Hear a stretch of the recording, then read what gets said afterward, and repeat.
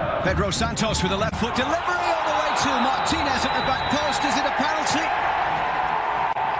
The referee points to the spot. Welcome to Instant Replay, where we go over the most controversial plays in Major League Soccer. This is week 2. What's not controversial though, Bobby? The feedback from the viewers at home. You love us. You don't miss Simon. It feels so good. It feels so good. We're men of the people. I just want you guys to know my mom wants to pass along her thank you to all of you in the comment section. She appreciates it. You know, it feels good, guys. Thank you. And we're here to serve you, and let's get it started at Rio Tinto Stadium in the famed double offside call.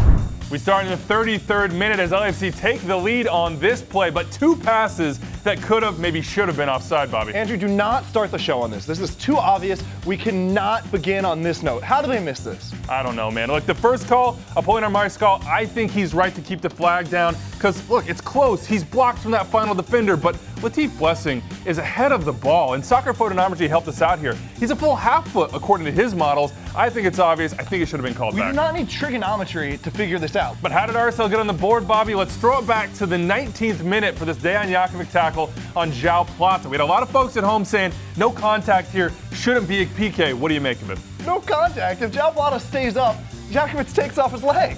What is he supposed to do here? I actually think there is a little bit of contact. You can see that back heel, actually. I think he clips him. I think this is the right call. Even if he clips him or he doesn't clip him, you can't just kick right through somebody who's about to run. Of course that's a foul. How is this even a debate?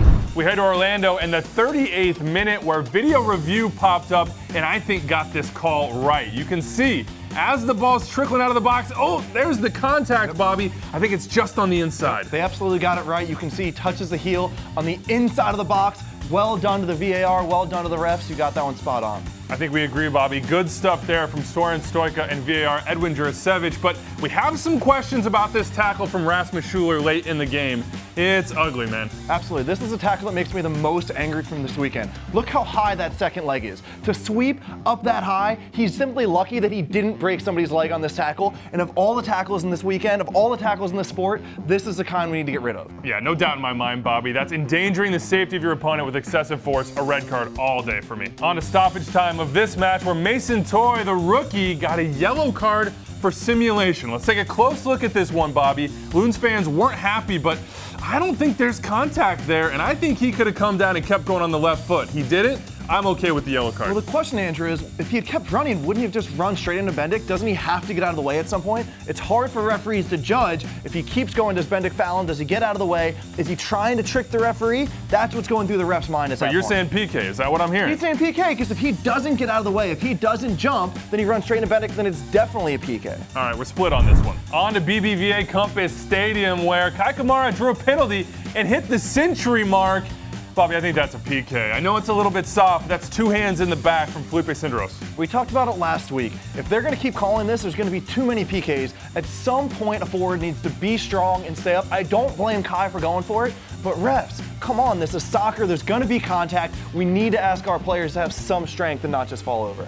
Once a defender, always a defender, Bobby. Look, I understand that one. It was a little bit soft. Let's go later on in the match. Albert Elise went down a few times in the penalty area. This time, though, I think there's clear contact from Aaron Mott. I think he sweeps his legs. He does, but if you look at it, the foul starts outside the box, so the video assistant referee has to decide inside the box, outside the box. Once he says outside the box, they can't go back. Yeah, I think I'm with you on this one, just outside. Let's jump to Mapfre Stadium in the PK call that gave Columbus Crew SC a 1-0 advantage on Montreal. There's Rataya taking down Labas Abubakar in the box. What do you make of this one? And this one's different than the Senderos one, because Senderos is giving him a little nudge. This is him literally grabbing him and pulling him down. There's a difference between a little nudge trying to unbalance someone and grabbing and yanking him down, and that's why this one's a PK. Yeah, that's a point of emphasis for Pro this year, and I'm with you. I think he gets around the top of him, 2 arms, holds him back, PK for me. Montreal midfielder King Krolicki was involved in a number of controversial calls in this game, including the late PK, but we're going to take a look at this tackle in the 32nd minute on Will Trapp. As a player, Bobby, what do you think this call deserves? Deserves is a loaded word, Andrew, because a lot of times with players on the field, you feel it comes down to intention. And you can see here, Krolicki didn't really want to make the foul. He didn't want to hurt Will Trapp. He simply was a little late. He tried to make the tackle. He tried to make a play. So for players on the field, a lot of it comes down to intent. And was he trying to hurt him? And on this one, you can tell he wasn't. So he got a yellow card on this play. But I'm going to go to the other side because I think it goes back to that Schuler tackle. I think he's from the side, maybe even from behind. I think there's excessive force with the possibility to endanger an opponent. I think this should have been a red card. On to Gillette Stadium, where Armando Villarreal, the referee, and VAR Alan Kelly had their hands full. Let's take a look at the PK call for Colorado here. Jack McBean goes down, he grabs his legs. Is it a PK? Andrew, I'm not really sure what to say about this one because he probably doesn't make contact, but at the same time, if McBean doesn't fall and roll out of it, then Jelani Bob is going to go right through him. It goes back to the same thing with Mason Toye. Do you have an obligation to get out of the way? Man, this is a tough one for me too, because when I watch the replay, I see the swing through, but I don't see McBean actually react to contact. So I'm not sure if there's contact here, and I don't think there's contact with the body as well. I would be okay with no PK, but it is so close. Are we allowed to say that? Is that allowed, commenters? It's going to have to be. Let us know in the comment section below. Jack McBean was involved in another play earlier in the match we want to take a look at here. Gabriel Somi, the new left back for the Revs, gets cleared out, and he has to leave the game.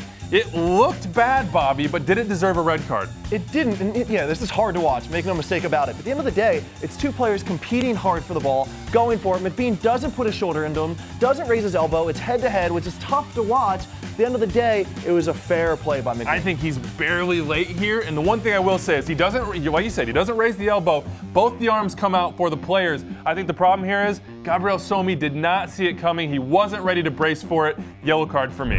Our final play from this match comes courtesy of Enzo Martinez and Diego Fagundes. Look, Enzo gets a piece of Diego's ankle here. The question is it yellow, as the referee said, or is it red? Yeah, Andrew, it's a yellow card. These things happen in soccer. Your legs get tangled, you step on somebody's foot.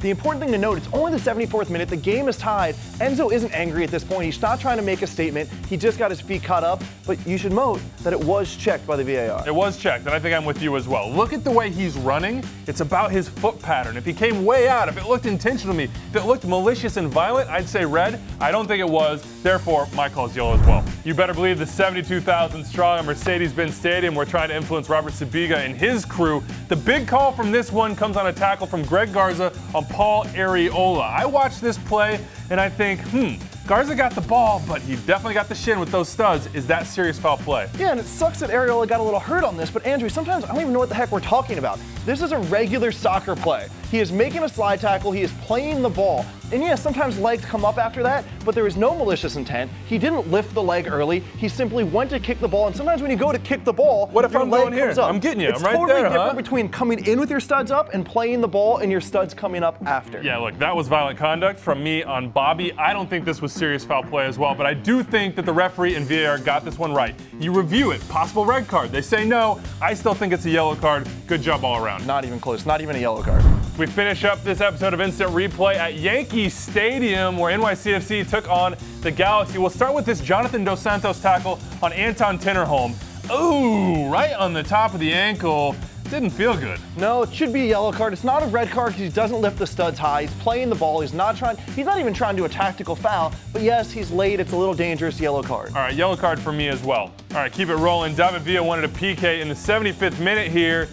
Oh man, that's close. I'm not sure. He sticks his leg out to get the ball. Ima Boateng comes to the back of him. That's a PK for me. Yeah, it's a PK. In that exact moment that Villa steps in front and the ball is here, that's Villa possessing the ball, shielding the ball. Ima Boateng comes through, should have been a penalty. I'm never gonna get through this guy. Hell of a shield.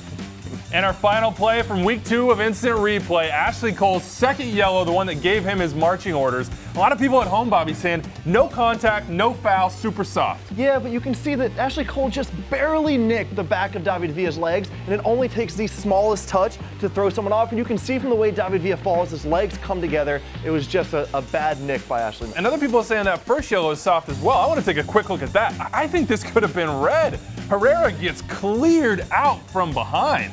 Andrew, I'm fine with this going either way. Ashley Cole doesn't mean to make contact. At the end of the day, he came off the ground. His legs are knee level. Red card would be fine. Yellow card's also fine. Tough call. One more thing from us before we get out of here. Our tweet of the week comes from Mike. He says, please review this play next week. All right, Bobby, take a look. What do you think? Is that simulation? Does this cat, Mittens, deserve a yellow? I can't look how cute that is.